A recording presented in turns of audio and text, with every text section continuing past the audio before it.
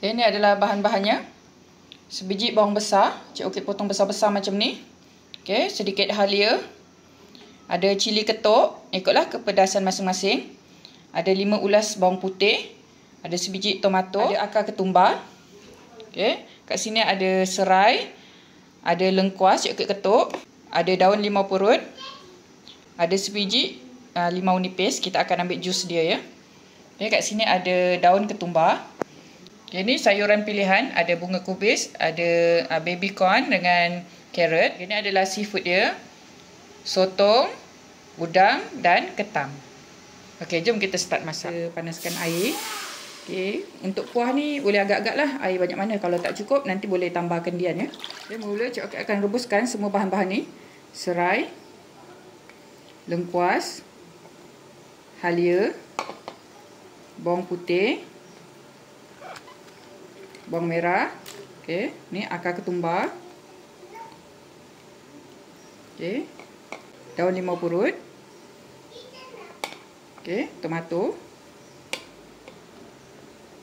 Okey. Dan cili ketuk Okey, cili ketuk. Rebuskan semua bahan ni. Okey, kuah dah start mendidih. Cik Orchid masukkan sayur-sayuran ni. Masukkan semua seafood yang ada. Rebus sekali Kita rebus sampai semua bahan ni masak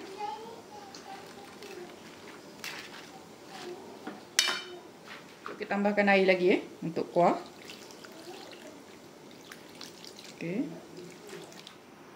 Sementara kita tunggu semua bahan ni mendidih, jom kita sediakan bahan perasanya.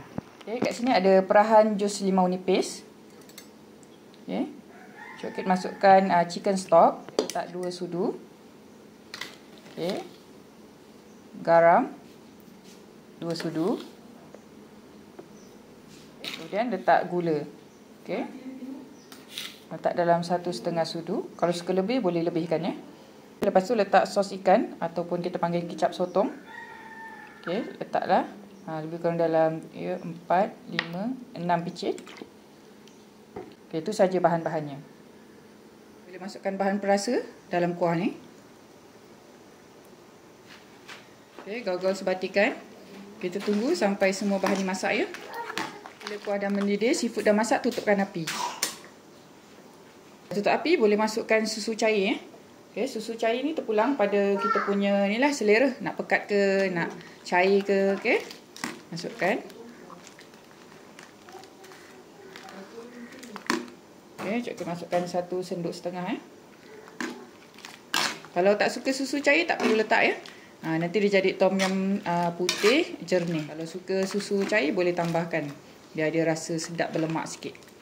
Lepas tu last sekali boleh taburkan daun ketumbar. Alhamdulillah, tom yum putih seafood dah pun siap. Selamat mencuba.